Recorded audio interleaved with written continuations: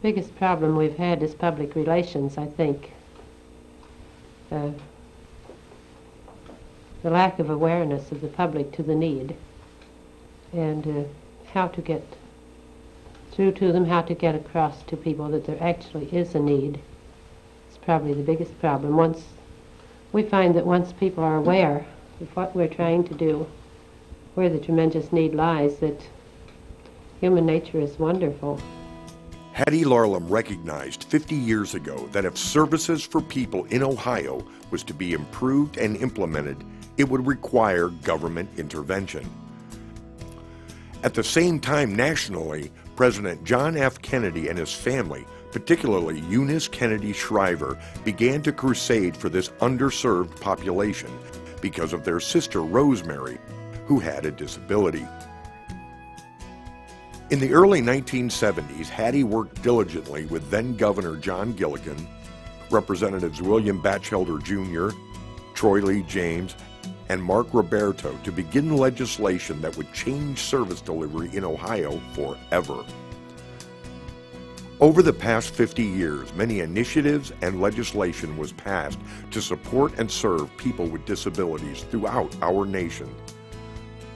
Since 2% of America's 308 million people have a disability, and 2% of that 2% are in the severe and profound range, we have learned that all services do not meet the needs of all people. It has taken committed, thoughtful, and visionary leaders like Hattie Larlam and those in attendance today to champion the needs of our citizens with disabilities in Ohio.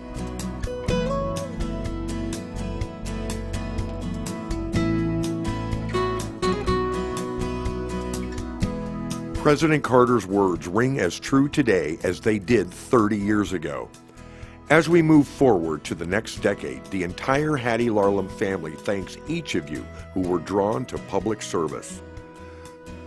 Your dedication and insights have raised the level of care and the quality of life for those in our care. Our mission is that of our founder. Because we believe that life is sacred, Hattie Larlam enhances the quality of life for people with disabilities and their families through our commitment to comfort, joy, and achievement.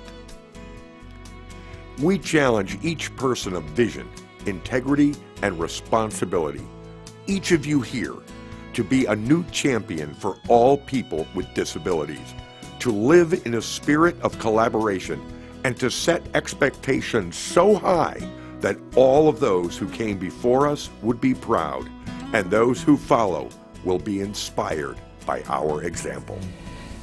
Knowing that there were many mentally retarded people who could be living and supporting themselves if there were proper community backup support. But there are still those who have to have very sophisticated care. That just became a real burden to me, that somebody should be doing something.